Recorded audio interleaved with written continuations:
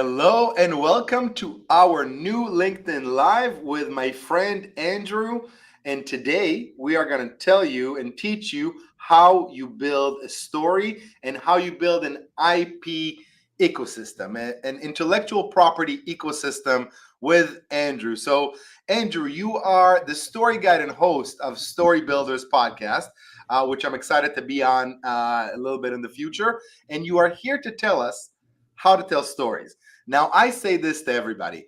Stories is the way people like to learn everything. Okay. Story is just a human way of providing information. We've been using stories since the dawn of civilization. So there are rules to tell stories. So if you guys want to know a little bit more about how to tell stories and what the rules and how do you build it, we brought Andrew here. So Andrew, tell us a little bit about yourself and share with us your magic. Yeah, no, all good. So a little bit about me. I'm a story guide here at Story Builders. It's fancy name. Basically means I help people bring their projects to life. So if you've got ideas, if you want to create something based off of what makes you and your business special, that's what we specialize in, is helping people level up their thoughts, their ideas, their stories, their frameworks, and then turn it into something bigger. Usually that is in the form of a book or a training or a course or a keynote. And then you can now take that new thing and it is already ready to be monetized. You can then go and sell that. And the more you do that, the more you can do it, right? You create a keynote. Great. Let's make a book based off the keynote. Great. You made a book. Cool. Now let's go make a course. Now let's go build a certification. There's all kinds of things you can start doing once you start investing time in building up intellectual property, which is a fancy name, but really all it is what makes your business special. What are those unique ideas, unique opinions that you have that you do just a little bit differently than other people in your industry? I love that. So people come to you to develop this. So can you give us step by step? Somebody wants to bring their story out there, whether it's about themselves, a product, a service. How do you start? How do you begin doing something like this? How do you tell your story online? Yeah. So, and speaking more towards people that own a business is because there's plenty of people that have like a memoir or other types of stories. But we'll play to the LinkedIn crowd a little bit more today. And if you have a business, you want to tell your story more, you want to put more of your stuff out there. One key thing to keep in mind is, have you been doing what you're doing long enough that you have some opinions, that you have something to say, that you have something maybe a little bit different? You don't maybe necessarily have to have it refined, but you know that there's certain things that you do and there's certain things that other people do. For example, as a personal trainer, there was certain kind of health fads that I never really jumped on board with. I'm like, yeah, technically that's correct science, but you're trying to explore some little loophole in the way the body works, where it's a lot easier just to do with what the body does naturally. So So for let's have me, some fun here, was Andrew. that I love the workout thing, but let's talk about me, okay? sure? Sure. I got a digital marketing agency that is 15 years old, but I have an AI firm that develops AI tools for others. How would you help me develop my story for either these separate product or for the whole uh, movement, if you will? Because it is a Yeah. movement. Yeah, and so a couple of things we want to consider, right, is who are we trying to serve? Because there's a number of people that are going to be interacting with AI and using AI in their businesses and in their marketing. And so figuring out, okay, mostly who are the people that I want to work with? Is it CEOs? Is it people who consider themselves entrepreneurs? Is it people that are, heading up a marketing team? Is it blank, blank, blank, right? And so we start maybe slicing that market a little bit. Who is it that we want to target? Because each type of person wants to hear a little bit of a different type of story. Different things are going to land with different people. If you're talking to a CEO, they might be interested in different things. Whereas if you're talking more to an entrepreneur type avatar, they want to hear maybe things a little bit differently. And so for your market, they're probably not going to be afraid of AI. They're probably likely to embrace it. They may be hesitant though. They may have a few concerns, right? What are the legalities? What are my clients going to think, right? They have some things that they're worried about. But then the other side of that too is they see some opportunity, but maybe they don't quite know what the opportunity is. And so So as let an me let me example, yeah, go ahead. interject a little bit. So they're Yeah, in a weird dilemma right here. On the one hand, they know they need to go to AI if they got purchased or their boards or they're telling him you gotta do some stuff with AI. But on the other hand, they're really, really scared because they're afraid to get burned. They don't know the rules and regulations. There's no rules and regulations. So there is, on one hand, the push to create it, on the other hand, fear. And what happens a lot of times is they just do something just to do something, which to me is like the worst. You know what I mean? Like, Oh yeah. Oh they yeah. put something, but it's not really useful or not really moving the business forward. So there's a lot of fear, especially we do AI tools for financial company, government contractors, companies that really need to keep their IP, keep their data, and they're definitely scared. So there's a huge element of fear and not knowing, and then there's the element of there's a push to make this happen. Got it. So you already know and understand some of the core challenges that your target market's experiencing. And a big piece of that is fear. And it's not a fear of that this is going to be the wrong thing. It's a fear that I'm going to implement it wrong or it's going to go wrong, right? They know this is where we're headed. They're just not sure which step to take. They know the direction, but they're not sure, which is great. So then you look at, okay, the story that they need is they need to have that fear take more of a backseat, or they need proof that they no longer need to be afraid. And so there's a couple things that you can do to help kind of assuage that fear. Is one is the testimonial. It's a time tried marketing tactic, but let them see their other avatars that are like them that you've already worked with. And so for those that are already in business, if you maybe haven't worked with, maybe you're breaking into a new market and you don't have any testimonials, try doing something for free or doing something at an extremely low cost to get some of those early testimonials, because then you can then use those testimonials to then continue to market to that same audience, because now people that are just like them are saying, hey, I worked with so and so and this stuff works. Makes sense. Yep. So how do you feel about teasing? Is teasing a part of the story? Like, do you use teasers? Like, is that a part of what you do? Yeah. So a good way to think about the way that you entice people, the way you get them interested. We have a storytelling structure that we use, and one part of that storytelling structure is tension, and the first part is attention. So you get their attention, you create some tension, you build some connection, and then you move on to showing them the solution, and then you get them to take action. Okay. So that's our specialty formula. That's our IP that we lean on when we're creating books, courses, and everything else. So the teasing piece, that's a bit as a kind of a mix between attention and tension. You're kind of getting them interested, but then you're also like holding something back enough where it's like, ooh, there's that little bit that's not quite working for them. So when you're thinking about tension, think about upping the stakes. Why does this matter? So in Zev's case, he's talking to a CEO and they're like, man, I've got this fear. Like, I don't want this to go wrong. We implement this poorly. I've got some 3-letter organization is going to be breathing down my neck and I'm going to be in big, big trouble. And so for Zev, he's going to want to really ramp up that tension a little bit. And he's going to want to actually play that a little bit harder. So like, yeah, actually, I heard somebody that implemented AI and, the whoever, right, was the SEC was talking blah, blah, blah, blah, blah, right? And so they're going to be like, oh, I knew it, right? But then you're going to say, but when we worked with them, right now all of a sudden you get to be the hero. Okay. You get to step in, you're the guide. I get to show you how to come through that. So yeah, tension and then that teasing kind of a feeling, absolutely super important for getting attention, but then also kind of stirring up that emotion in them. Okay, so I'm launching a new product. It's actually already launched, but we launched it with all our clients and partners, and now we're kind of launching it to the public. So I'm a true believer that AI is a superpower when you use it on things you know better than anybody else. And you mentioned that before. What do you know that others don't? So we've been creating content from our agency for the past 15 years for some of the biggest companies in the world, some companies you've never heard of. And we have a process on how to do it.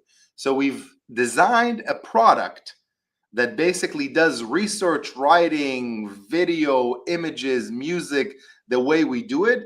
We just kind of automated it. Now, I'm going to share something with you guys. I accidentally shared it before without intending, but I want to know what you think. So we tried to create a funny video that basically entices people or just makes them curious of what the heck our product is. So allow me to share my screen. All right, take a look. Hopefully everybody can hear this and tell me what you think. Again, this is designed only to get people asking what the heck this is. Let's check what people think about our new AI tool. What was I even doing before this tool? Let me just say, wow. Wow, good job. I love this tool. It's amazing. I have no idea what I would have done without it. This tool's ridiculous. This tool is amazing. Saving me so much time. It's really amazing. I used to spend hours on research. This tool is amazing. Empower productivity on steroids. This tool is amazing. This tool is great. This is super cool. It has literally saved hours in my week. Consider my mind blown.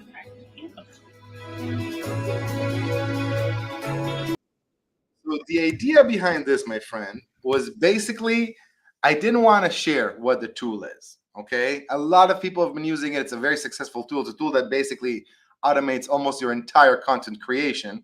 But I wanted people to start asking themselves, so what do you think about creating teasers like this? What do you think about, just trying to get into somebody's curiosity? Yeah, I think you have to pique their curiosity, and at the same time, you have to punch up the pain enough that their curiosity lasts more than a couple seconds.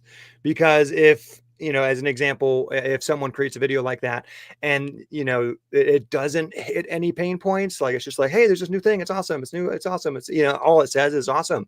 Well, what's awesome? What is it? How does it help? Is there anything relevant to me? How do I know that this is relevant?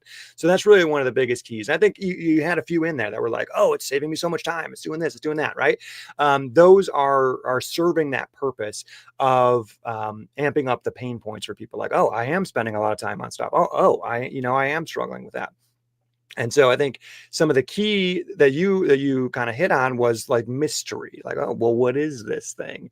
And so I think the biggest key there, though, is retargeting, right? For the people that are watching it, is there anything that's then coming back to them to remind them, especially if they're scrolling, especially if they're whizzing by, they're going to need probably multiple exposures to things similar to that to continue kind of bringing them along that marketing chain.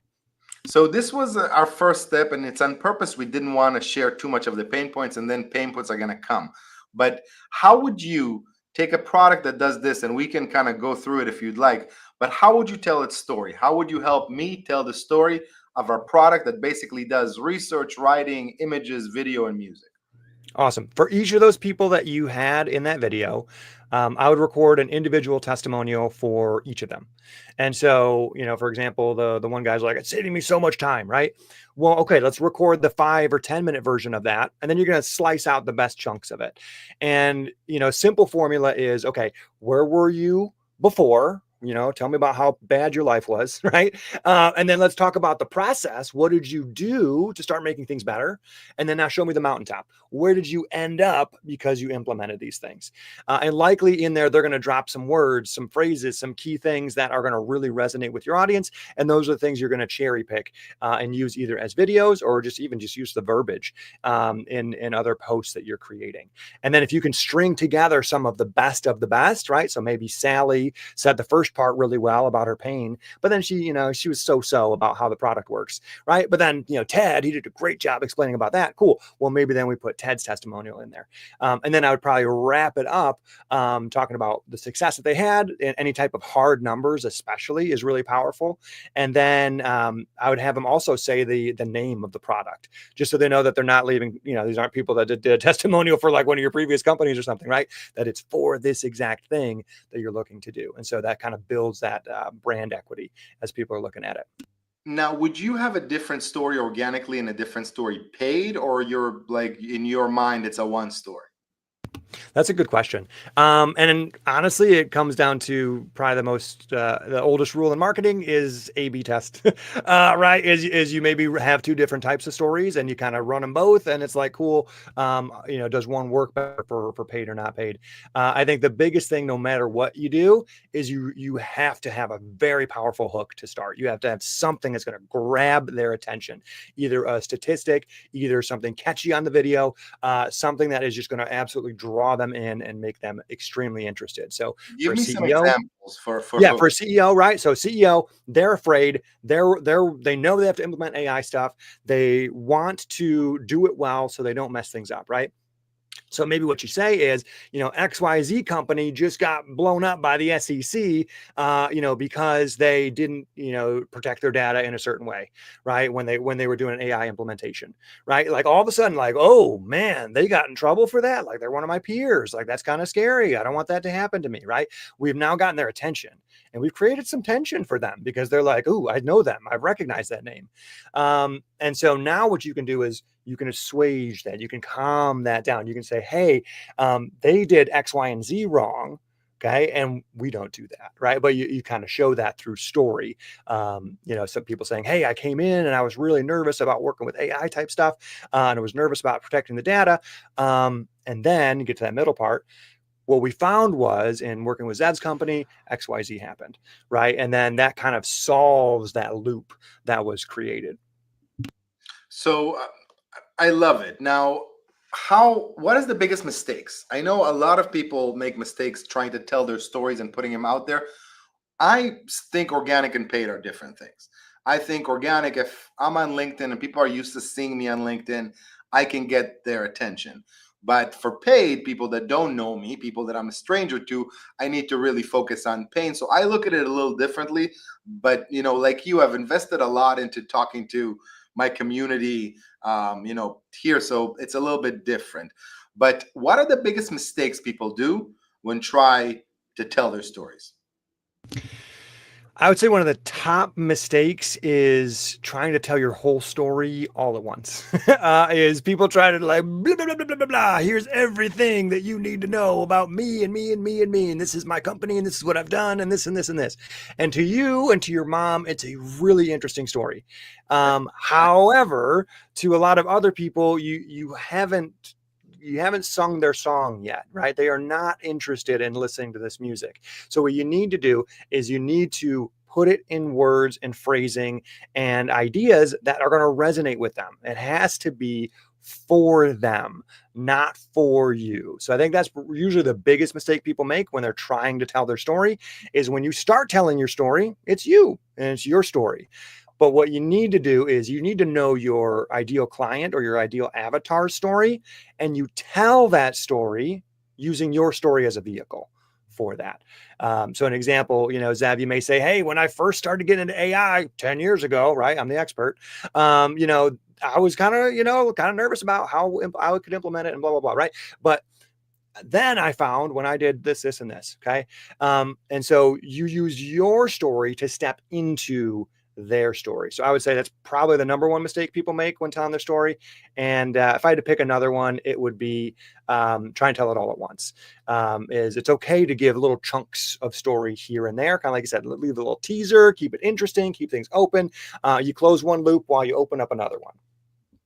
Okay. Another thing that I would share is you have target markets, right? And the story sometimes can't fit all your target markets. So you got to talk to the people the way they want to be talked to. So if you're talking to a CEO, that the message needs to be for him. If you're talking to a VP of marketing, the message needs to be for him or her. Of course, CEO, him or her as well. So I think you got to tailor your messages. Sometimes we have to put stuff out there, but we have to tailor the message to who we actually want to bite, right? 100%. And that tailoring of the message can happen a couple ways. And you mentioned paid versus organic. You're going to have a certain mix in your organic audience. It's probably going to have multiple of your ideal avatars in it. Whereas paid, you may be able to really hyper segment and really get into exactly a certain avatar. And because you've gotten it so segmented, you can really amp up their particular exact pain points. And for those that are kind of listening in, think about some of the cold ads that you've run across that stood out to you. It may have felt like that they've been listening to your conversations. It may have felt like, man, they are on my phone and like Facebook has like tapped into my data or something. And for the most part, not gonna totally discount that from happening. But for the most part, they just know you. They just know that you are their exact target market. They know exactly what your problem is, and they know how to fix it.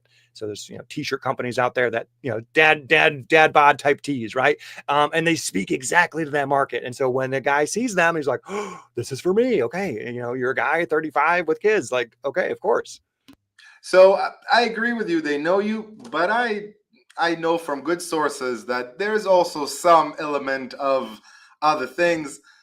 The other day, I was talking about, I'm a serial entrepreneur and I do a lot of things. So I was talking about this healthy meat bison business with somebody. Immediately after that, I've never gotten a bison ad in my life. Everywhere I turn on my digital, there's a bison ad. One time I spoke to my wife and I was like, we saw a cat on a leash, and I told her, oh my God, I've never in my life saw a cat on a leash. The whole evening I saw pictures of cats on leashes on my feet. And I've never seen that in my life. So there is some other things, but I won't digress on that. Andrew, you help people tell stories. How can people reach out to you? What types of services do you provide? Can you tell a little bit about, Story Guide, and maybe a little bit about your podcast as well? And then after that, I would love to dive in, to the IP ecosystem with you, and how do you build one? Yeah, definitely. So for those that are in business, you're looking to work more on your business versus in your business. IP building and story building and creating these frameworks for your business, that's going to continue to serve you, and it's going to help to amplify the value when you're talking to your next customer. And if you offer a more valuable service, they are willing to pay more for that service because you're solving their problems. You understand them, you know them, right? Like they're like, oh my goodness, have you been listening to my phones, right? Like, how did you know that that's a challenge for me? And then you have proven solutions. You say, Sally and Ted and Bill, they all went through this process. They're just like you, and they've experienced these kind of results. So that's what we do, is we help people develop those ideas. We help people hone in on those frameworks, find those best stories, compile all of those things together into some larger form of content, usually a book, often a course. Sometimes it's a keynote, sometimes it's some sort of training. And we help people then take that out into the world. You can then sell that, do whatever you need to from that, break off your next piece, work with us for your next project if you need to. But yeah, what we specialize in is that core. So what we're offering is, if you want, hey, a little bit of help with that, which I would recommend, honestly, because if you haven't been working on your business in a while, you're probably going to need someone to bounce back and forth with. You need that other person to say, well, what about this? Well, what about this? Asking those questions you haven't been thinking of. So we're offering some kind of free consultations. You want to talk to somebody about how to do some of this stuff. Well, what is my IP? How can I grow some of that stuff? I've got a link I can drop right here. It is mystorybuilders.com/start. So super easy, mystorybuilders.com/start. My Story Builder? Story Builders with an S. Builders.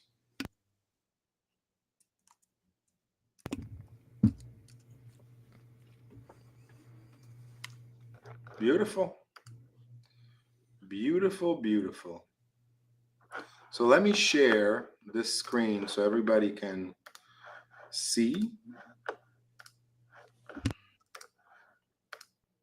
So this is your website, correct? Yep.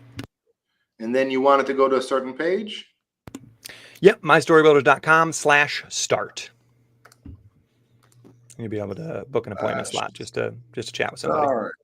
Absolutely. So everybody take a look.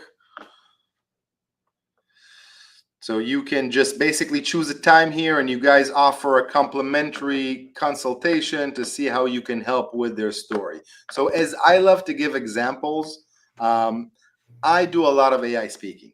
Okay. I've done probably about 50 keynotes.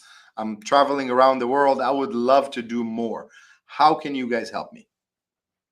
Sure. So for us, think of us as your creative partners. There's some companies that are come along and they're going to make introductions for you, or they're going to get you on your next stage. Think of us as the people that help you create the content behind the scenes. We're the happy little elves that actually get things done for you. And then you then take that into your marketing machine, and then you go and bring that out to the world. So we've worked with a lot of big names, many of them, and many of them, we've done kind of white label work for it, so that you don't even know that we've worked with them. So we've done big names, but also medium and small, and people that have gone from small to medium or from medium to big names, which is super exciting. That is awesome, and thank you, Brett, for sharing the link on the comments. I appreciate it very much. Awesome. So now let's talk about an IP ecosystem. Okay. Telling your story is one thing. How do you build an IP ecosystem, which is really what you guys do? Yep, absolutely. And story is the core of it because, like you mentioned, we are story driven. We are enticed and enraptured by story, and good story draws us in, and we just can't look away. And story is always going to be the core of it, but it's also your frameworks. It's what makes you different, what makes you special, and why should someone choose you over your competitor? Why is it that someone pays, tens and tens and tens of thousands of dollars for the entrepreneurial operating system for someone to come in and help them implement it versus Joe Schmo, the business coach, right? It's because it's this proven intellectual property that's gotten a lot of traction. So for those that are kind of in that spot, you're like, okay, I have a business. I've been working with people for a while, and I know what I do is a little bit different than other people. What we do is sometimes we'll ask the coffee shop question. And the idea here is if you're sitting down with your ideal client in a coffee shop setting, and let's say you have maybe 10 of these scheduled, right? You're going to meet with them, 8-10 times in the next, couple months. What would you share with them in each of those appointments to get them from point A to point B? Right? They need something from you. You're offering them something. How are you going to get them from point A to point B? What are those milestones? What are those key steps? And once you can start identifying those milestones and key steps, you can start building out the structures and the frameworks, and then you can start naming them. You can start creating all kinds of stuff around that. And that's what makes you special. That is the core of your business. That's to solve that A to B problem. And guess what? You may solve multiple A to B problems, but you focus on one to start. Awesome. So who is a perfect fit for you? Like who should think of this as, oh my God, Andrew and Story Builders are the company for me? Can you give me some case studies and who is a perfect client for you? Yeah. So I'll share one real quick. I'll do a share screen. So this is Scott Greats. So let me present. Let's go share screen and share that one. So you can let me know if that is I can add it to our stage. Here you go. Awesome. Can we see that? Yep. All right, cool. So this is Scott. I love Scott. I've been working with Scott for coming up on a year now. Shout out Scott. Shout out to Scott, my man.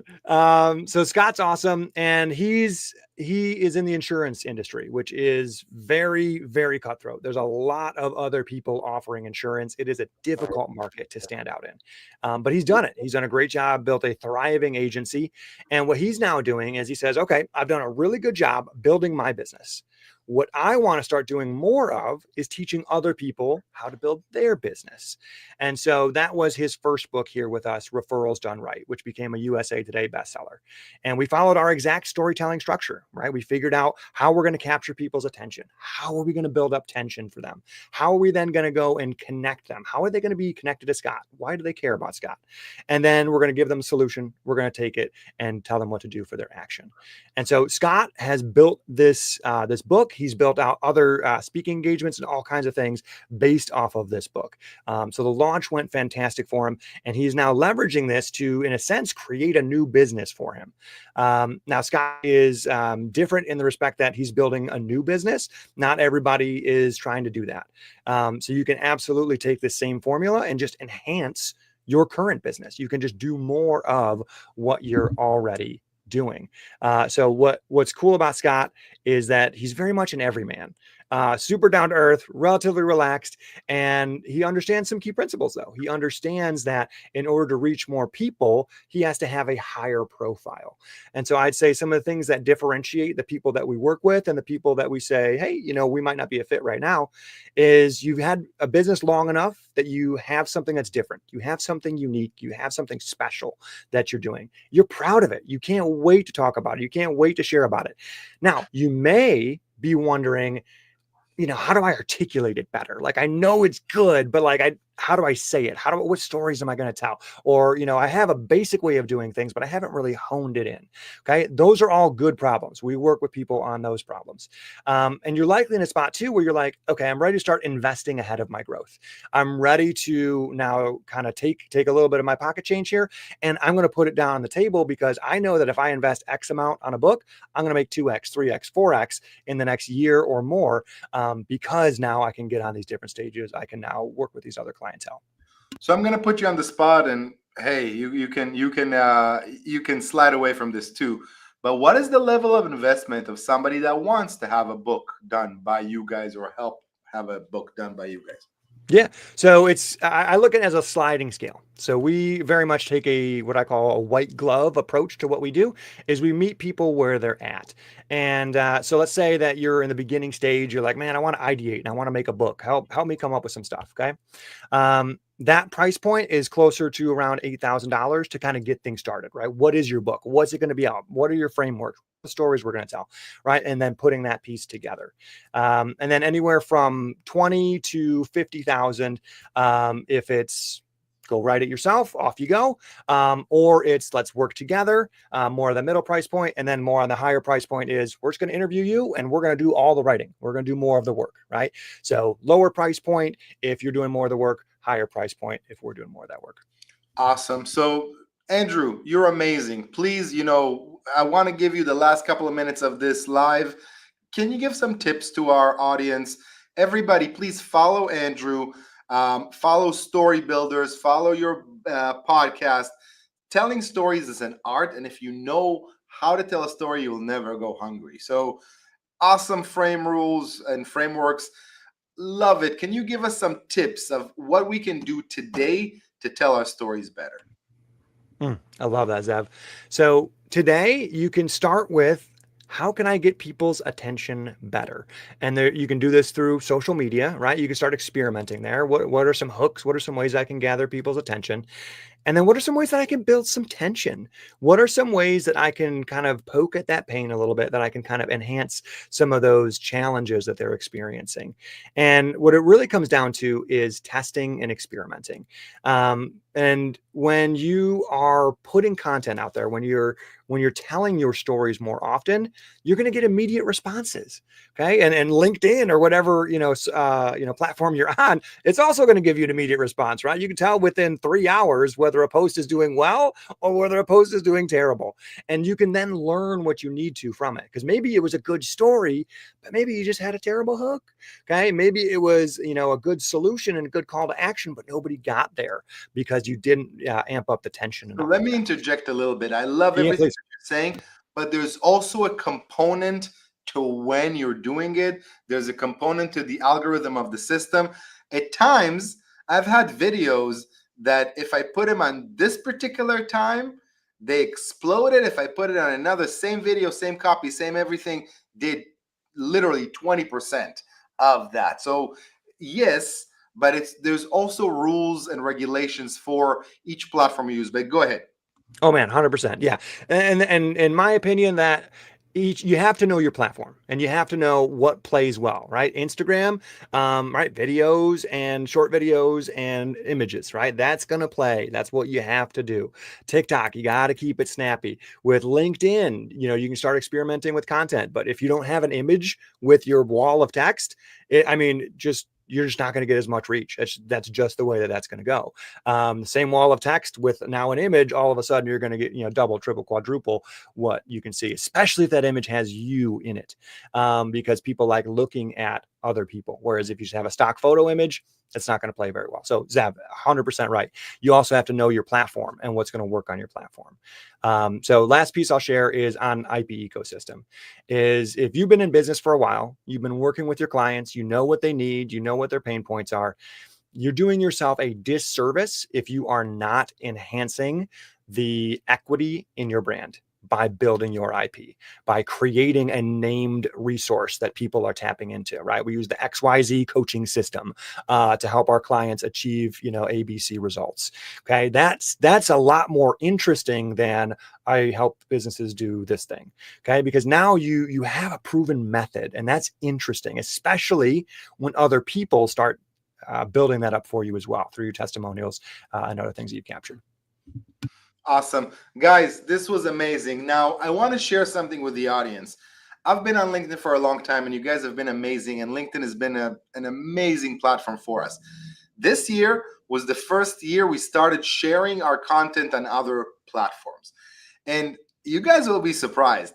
I don't even have a TikTok on. I don't use TikTok, but my team put a TikTok on. I think I have maybe, 500 or 600 followers there, but some videos get 20,000 views. Some things actually get around from LinkedIn.